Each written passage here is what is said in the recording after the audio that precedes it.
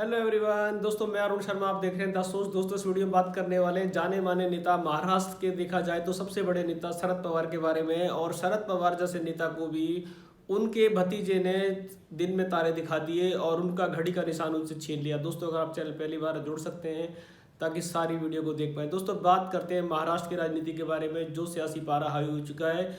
महाराष्ट्र के सबसे बड़े कद के नेता देखा जाए तो महाराष्ट्र की राजनीति में उनसे बड़ा कद और एक्सपीरियंस किसी के पास नहीं है, जो अपने नाम से जाने जाते हैं शरद पवार। और शरद पवार की पार्टी एनसीपी की घड़ी का निशान को उनके भतीजे ने देखा जाए तो अपनी सियासी पैतरों के चलते हुए उनसे छीन लिया। जो उद्धव ठाकरे के साथ हुआ, सेम परिवर्तन वैसा के वैसा शरद पवार जैसे दिग्गज नेता के साथ हो गया। अब देखा जाए तो अजित पवार ने क्या रणनीति अपनाई, जो शिंदे सेना ने किया, उद्धव ठाकरे हाथ पे हाथ धरे रह गए और उनसे उनका तीर कमान छीन के ले गए। सेम अजित पवार गुट ने भी यही किया कि शरद पवार जैसे नेता को बाहर का रास्ता दिखाया और उनसे पार्टी तोड़ने की कवायद कर दी। जब शरद पवार ने उनको कड़े तेवर दिखाए तो उन्होंने कहा कि हम आपको पार्टी से बाहर का रास्ता दिखा देंगे, आप बुढ़े हो चुके हो और आपके बस की राजनीति संभालना नहीं है।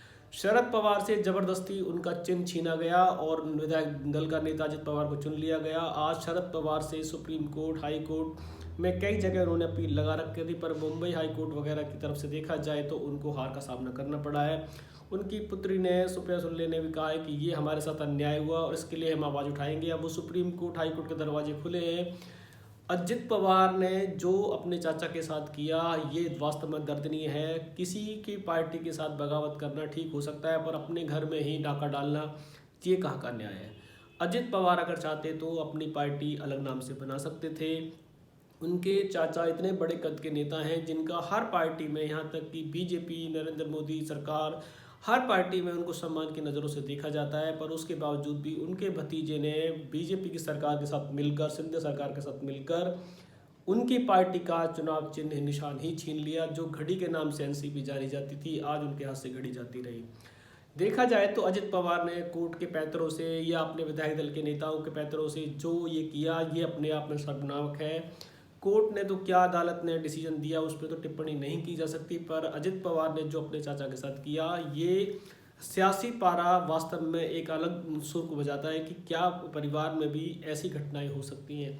पर राजनीति इसी का नाम है, इसमें कोई किसी का सगा नहीं होता। अजित पवार ने जो करके दिखाया, शरद पवार को ये आभास नहीं था कि इतने बड़े कद के नेता से कोई भी उनके चुनाव चिन्ह को, उनकी पार्टी के निशान को कोई चुरा के ले जा सकता है। अब उनके पास कोई विकल्प नहीं बचा है। उनको सुप्रीम कोर्ट की तरफ से क्या उम्मीदें हैं वो तो समय बताएगा। फिलहाल इलेक्शन कमेटी ने उनको साफ कह दिया है कि उनको शाम तक भी अपना चुनाव चिन्ह या अपना कोई निशान बताना है, नहीं तो वो अब फ्रीज कर दिया जाएगा और उनके हाथ से वो चुनाव चिन्ह हमेशा के लिए चला जाएगा। अब एनसीपी के इतने बड़े दिग्गज नेता जिनकी तूती बोलती थी, उनको भी ये ऐसा दिन देखना पड़ा। अजित पवार ने भले ही पार्टी के विधायक दल के नेता बन चुके हो या सारे विधायक अपने साथ इकट्ठे कर लिए हो और चाचा से उनने घड़ी का निशान छीन लिया हो, पर राजनीति में देखा जाए तो अजित पवार उनके बराबर का कद नहीं रखते। अभी उनको बहुत समय लगेगा शरद पवार जैसी हस्ती बनने के लिए।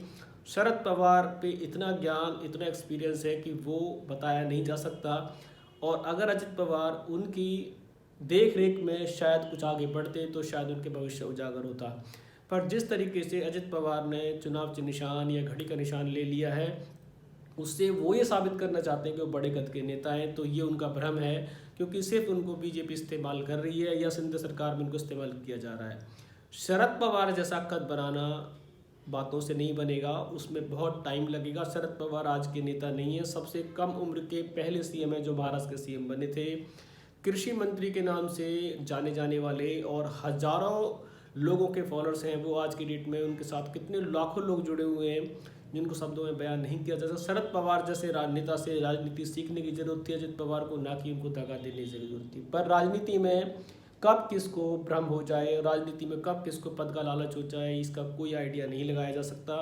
अजित पवार कहने वाले कहते हैं कि अजित पवार को बीजेपी से ईडी का डर था और उनको उप डिप्टी सीएम का पद का लालच था, जो बार बार वो बीजेपी पे जाते थे। पर अब ये राजनीति अजित पवार की वास्तव में सक्रिय रहेगी या बीजेपी के लिए कुछ दिनों की मेहमान रहेगी। और शरद पवार के साथ जो हुआ, इससे कितने दल और कितने विधायक उनके साथ हमेशा रहेंगे ये समय बताए, क्योंकि उद्धव सरकार के बाद सेम कारण सेम जैसा हुआ वो सिर्फ शरद पवार के साथ हुआ, जो वास्तव में एक दर्दनीय है। अब इस पे सभी की निगाहें सुप्रीम कोर्ट पर बची हुई हैं। क्या सुप्रीम कोर्ट हाई कोर्ट से उनको कुछ राहत मिलेगी? फिलहाल तो अजित पवार के पास घड़ी का निशान जा चुका है, और शरद पवार जैसे दिग्गज नेता इसको कैसे सुलझा पाएंगे ये समय बताए, क्योंकि उनके साथ होना भी अपने आप में सोच का विषय है। हम इस मुद्दे पर नज़र बनाए कि शरद पवार का आगे पैतरा क्या होगा।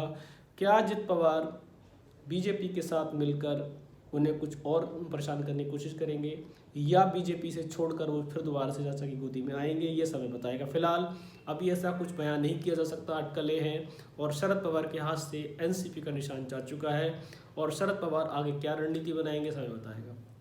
दोस्तों फिलहाल हमने इस मुद्दे पर नज़र बनाई है। महाराष्ट्र की सियासत गर्म है, इस पर कोई भी नया अपडेट मिलेगा मैं और मेरी टीम आपको समय से पहले बताएंगे। अगर आपने चैनल को सब्सक्राइब नहीं किया है जुड़ सकते हैं, ताकि आगामी सभी डिबेट आपको टाइम से मिलेंगे। दोस्तों मैं अरुण शर्मा मिलूंगा नई सोच के साथ, तब तक अपना ध्यान रखें।